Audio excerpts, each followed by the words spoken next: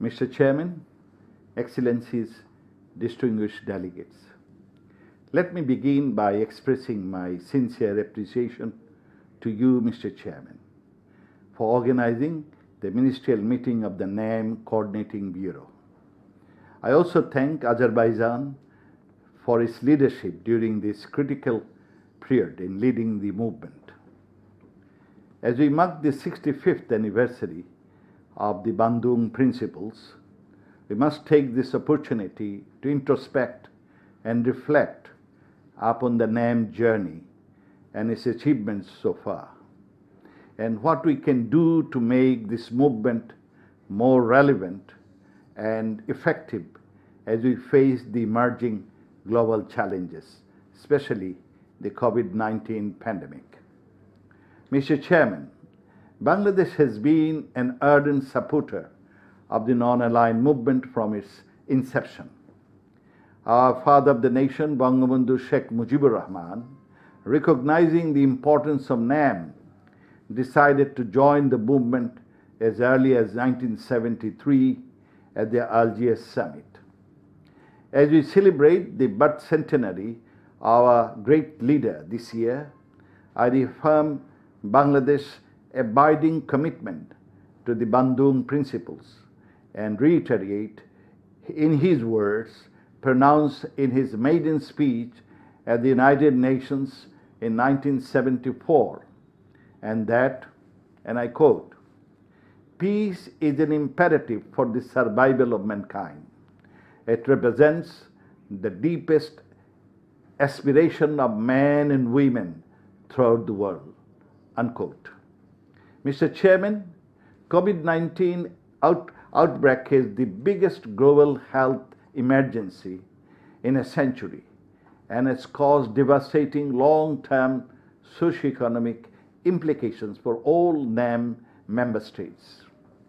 The fundamental principles of NAM, as we understand them, reflect the basic aspirations of the common people of the world: to remain free from hunger and disease, to get decent employment, and to achieve quality education. However, the COVID-19 pandemic presents formidable challenges to these aspirations.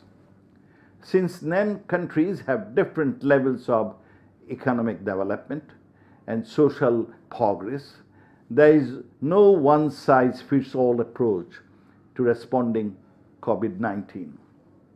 On the other hand, the scale of the COVID-19 pandemic reinforces the importance of multilateral cooperation. NAM countries can, and therefore, pool their best practices, experiences, crisis management protocols, research and resources, and share that with the fellow members. Solidarity and collaboration among us, we are vital as we are trying to avail equitable and timely access to COVID-19 medicines and vaccines at affordable prices. Political commitment based on NAM's shared values and principles and spirit of solidarity should be our guiding force. The COVID-19 also poses a risk to our shared commitment to overcome some other challenges facing the world today, namely poverty, climate change, drought, desertification, violence, extremism, and conflicts. In addition, we are finding difficulties to repatriate persecuted 1.1 million people of Myanmar, known as Rohingyas. These challenges require garnering up support for all member states of NAM.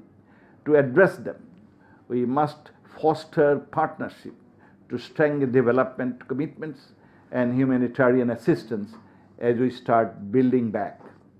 Mr. Chairman, I am happy to know that the work of NAM Task Force, constituted following the 4th May Summit, is progressing well in compiling the database of the basic humanitarian and medical needs and requirements of the NAM member states in their fight against COVID-19. As a member of the task force, we would continue to contribute to the task force work to fulfill its mandate. Mr. Chairman, in the 6.5 decades since Bandung, the world has undergone a remarkable transformation. Today, as we confront the challenges, the pandemic, and strive to keep our development gains on tracks, we must realize that our destinies are linked more than ever before. We need to reaffirm the movement's abiding faith and strong commitment to its principles, ideals, and purposes, particularly in establishing a peaceful and prosperous, just and equitable world. Bangladesh renews its unwavering commitment to the NAM values as we respond to this unprecedented challenge and build back better. I thank you. Joy Bangla, Joy Bangabandhu.